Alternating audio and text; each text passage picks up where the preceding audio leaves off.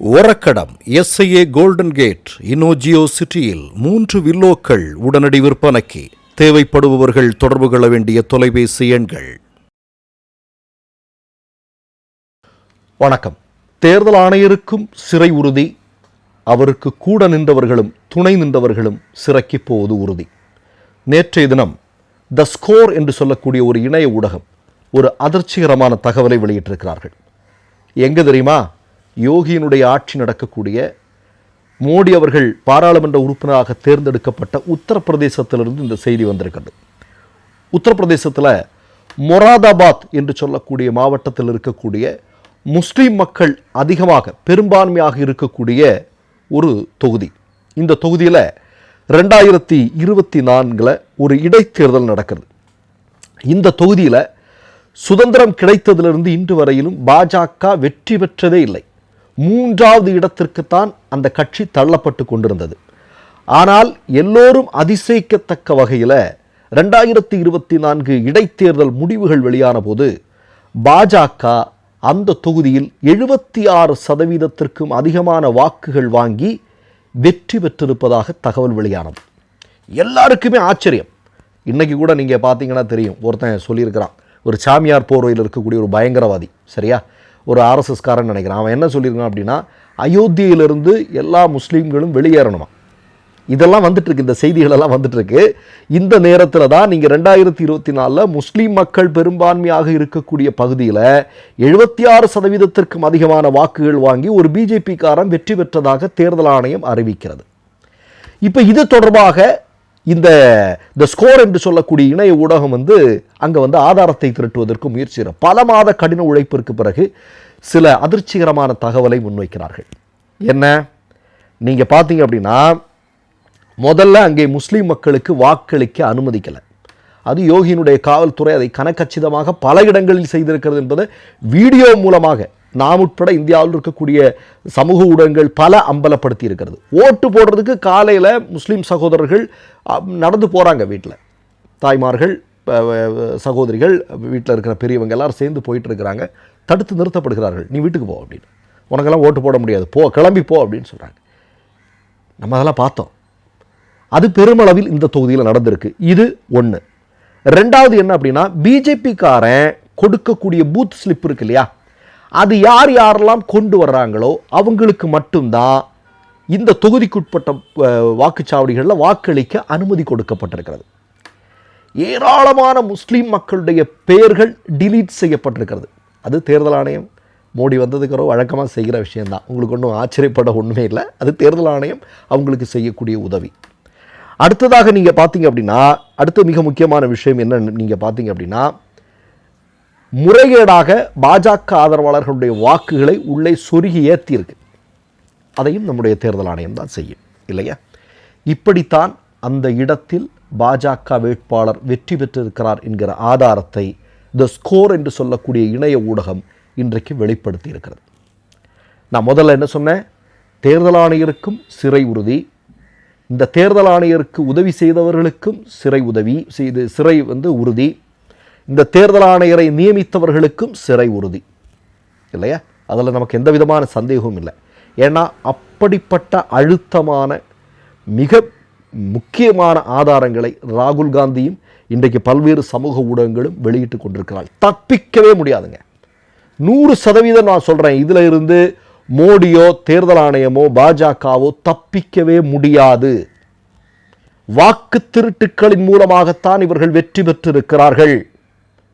அதனால தான் பயந்து போய் என்ன பண்ணியிருக்கிறாரு, பீகாரில் 75 லட்சம் பெண்களுக்கு உங்கள் அக்கௌண்ட்டிலே 10,000 ரூபா வந்துடும். நமக்கெல்லாம் நல்ல ஞாபகம் இருக்குது. 2014 ஆளுக்கு 15 லட்சம் ரூபா கொடுக்கவேன்னு சொன்னாலும் தான் 11 வருஷம் ஆச்சு. 12வது வருஷத்தில் காலடி எடுத்து வைக்க போகிறோம், இல்லையா? இதெல்லாம் நமக்கு நல்லா தெரியும். ஏன்னா பயந்து போய் தான் 10,000 ரூபா போகிற போக்கில் போகுது. ஒரு 7,500 கோடி, இல்லையா? அதானிக்கோ ஜிண்டாலுக்கோ ஏதோ பழங்குடி மக்களை விரட்டி அடித்து அந்த நிலத்தை கொடுத்துட்டா அதிலேருந்து நம்ம அதை கறக்க போகிறோம். கணக்கு அப்படி தானே, இங்கேருந்து போட்டு அங்கேருந்து கணக்கு எடுத்து இங்கே தூக்கி போடுறது. இதெல்லாம் கணக்குகள் தானே, இதெல்லாம் சங்க பரிவாரங்களுடைய கணக்குகள் தானே. இதெல்லாம் நம்ம பார்க்கலையே என்ன? சரி, இது ஒரு பக்கம் இருக்கட்டும். இப்போ நான் என்ன சொல்கிறேன், வெறுமனே 2022 இந்த தொகுதியில் 20% குறைவான வாக்குகளைத்தான் பாஜக வெற்றி பெற்றிருக்கிறது. அடுத்த ஒரு வருடத்தில் நடைபெற்ற இடைத்தேர்தலில் 76% வாக்குகளை பெற்றிருக்கிறது. அது இவ்வளவு பெரிய முறைகேடுகளை செய்து வெற்றி பெற்றிருக்கிறார்கள் என்பதுதான் உண்மை. ஏன்னா நமக்கு தெரியும், நீங்கள் அயோத்தியிலே பாஜக தோற்கடிக்கப்பட்டது கடந்த தேர்தலில். ஏன்னா முலாயம் சிங் அகிலேஷ் யாதவும் அவருடைய கட்சிக்காரர்களும் கண்கொத்தி பாம்பாக இருந்த காரணத்தினால அயோத்தியில் பாஜக வேட்பாளர் தோற்கடிக்கப்பட்டார். அதுவும் நிகழ்ந்தது இல்லையா? இரவோடு இரவாக கண்டெய்னரில் ஓட்டிங் மிஷின் வருது, விரட்டி அடிக்கிறார்கள் மக்கள்.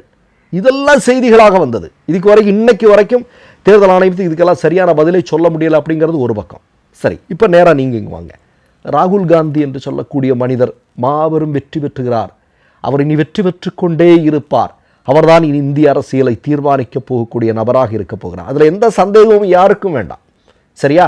நான் என்ன சொன்னேன்? 2 தினங்களுக்கு முன்பு தேர்தல் ஆணையம் சரண்டரான காட்சியை பார்த்தோமா? இ-சைன் பண்ணணும், இனிமேலால் வாக்காளர்களுடைய பெயர்கள் நீக்கம் செய்யணும் அப்படின்னா இ-சைன் பண்ணணும். இ-சைன் பண்ணணும்னா எந்த வாக்காளரோ அவருடைய ஃபோனுக்கு ஓடிபி நம்பர் வரும். இதெல்லாம் அப்படி ஒரு ஸ்ட்ரக்சருக்குள்ளே கொண்டு வந்துட்டாங்க. இதை யார் சொன்னா? இதைத்தான் ஆலந்தூரில் நீ பண்ண, தேர்தல் ஆணையம் பண்ணன்னு ராகுல் காந்தி அம்பலப்படுத்தினார். இந்தியாவில் பல இடங்களில் நீ பண்ணிட்டு இருக்கிற, மோடிக்காக பண்ணிட்டு இருக்கிறான்னு அவர் அம்பலப்படுத்தினார். ஐயோ, இதெல்லாம் பேஸ்லெஸ், இதற்கெல்லாம் சின்ன ஆதாரம் கூட கிடையாது அப்படின்னு வாய்கிழிய பத்திரிகையாளர் மீட்டிங்கில் பேசிட்டு இன்னைக்கு அதையெல்லாம் மாற்றம் பண்ணியிருக்கிற அப்படின்னா ராகுல் காந்தி சொன்னதை செஞ்சிருக்க உனக்கு வேற வழி இல்லை. இதானே உண்மை, இதானே நடந்திருக்கு. இன்னைக்கு ராகுல் முதல்ல சொன்னதை அதெல்லாம் கிடையாது அப்படின்னு சொன்னேன், இன்னைக்கு ராகுல் சொன்னதை செஞ்சிருக்கிற அப்படின்னா அதனுடைய பொருள் என்ன? ராகுல் காந்தி உன்னை அம்பலப்படுத்தி இருக்கிறார். நான் சொல்கிறேன், இது ஜனநாயகத்தை, இவ்வளோ பெரிய ஜனநாயக விரோதமான செயலை செஞ்சு வேற எந்த நாட்டிலே செஞ்சிருந்தா இதுக்கு முன்னாடி என்ன நடந்திருக்குன்னு தெரியுமா உங்களுக்கு? ஆனால் மோடி ஆட்சியில் அவர் பாதுகாக்கப்படுகிறார். அதான் ரொம்ப முக்கியமான. ஊடகங்களும் மோடியும் இந்த அதிகார அமைப்புகளும் சேர்ந்து இவங்களை பாதுகாத்து கொண்டிருக்கிறார்கள். அது ரொம்ப நாளைக்கெல்லாம் நீடிக்காது. அது கண்டிப்பாக ரொம்ப நாளைக்கு அது நீடிக்க போகிறதில்லை. இப்போ சொல்கிறாங்க, இப்போ ராகுல் காந்தி இதே அம்பலப்படும் போது சங்க பரிவாரெல்லாம் அவனுடைய சமூக ஊடகங்கள் வந்து சொல்கிறாங்க ராகுல் காந்தி தேச துரோகி அப்படின்னு. டேய், இந்த மாதிரி ஜனநாயக படுகொலையை செய்கிறவன் பேர் தாண்டா தேச துரோகி.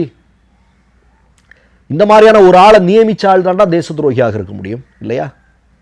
தேர்தல் ஆணையம் தானே தேச துரோக செயலில் ஈடுபடுது. தேர்தல் ஆணையத்தை சுப்ரீம் கோர்ட்டினுடைய ஐடியாவை தாண்டி வேற ஒரு சட்டத்தை கொண்டு வந்து அதன் மூலம் தனக்கு பிடிச்ச ஆளை நியமனம் செய்கிறது, அதன் மூலமாக இந்த மாதிரியான வாக்கு திருட்டுக்களை வந்து அம்பலமாகி கொண்டிருக்கிறதுனால் நியமித்தவரும் தேச துரோகி தானே. இதைத்தானே நம்ம பேச வேண்டியது இருக்கு. ராகுல் காந்தியே தேச துரோகி என்று சொல்கிறாயா? ஜனநாயகத்திற்கு எதிராக செயல்பட்டு கொண்டிருப்பவர்கள் தான் தேச துரோகிகள். மறுக்க முடியுமா? மற்றொரு நிகழ்வில் சந்திப்போம். நன்றி, வணக்கம். மை நேம் இஸ் ரெட் சேனலை சப்ஸ்கிரைப் பண்ணிக்கோங்க. அதுக்கப்புறமா பக்கத்தில் இருக்கிற ஜாயின் பட்டனை கிளிக் பண்ணீங்கன்னா ஒரு நியூ பேஜ் ஒன்று ஓப்பன் ஆகும். அதுலேயும் ஜாயின் பட்டனே கிளிக் பண்ணிக்கோங்க. அதில் பார்த்தீங்கன்னா credit card, debit card options இருக்கு. இதில் உங்களுக்கு விசா, மாஸ்டர் கார்டு, ரிப்பே அப்படின்னு 3 ஆப்ஷன்ஸ் கொடுத்துருக்காங்க. அதில் நீங்கள் எந்த கார்டு சூஸ் பண்ணுறீங்களோ அந்த கார்டோட நம்பர் என்டர் பண்ணிக்கோங்க. அப்புறமா கார்டோட வேலிடிட்டி மந்த் அண்ட் இயரை டைப் பண்ணிக்கோங்க. அடுத்தபடியாக உங்கள் கார்டோட பின்னால் CVC கோடுன்னு சொல்லிட்டு 3 நம்பர்ஸ் கொடுத்துருப்பாங்க. அந்த நம்பரை இதில் என்டர் பண்ணிக்கோங்க. அப்புறமா அட்ரஸ் அண்ட் இன்ஃபர்மேஷன் என்டர் பண்ணிட்டு பைங்கிற பட்டனை கிளிக் பண்ணிக்கோங்க.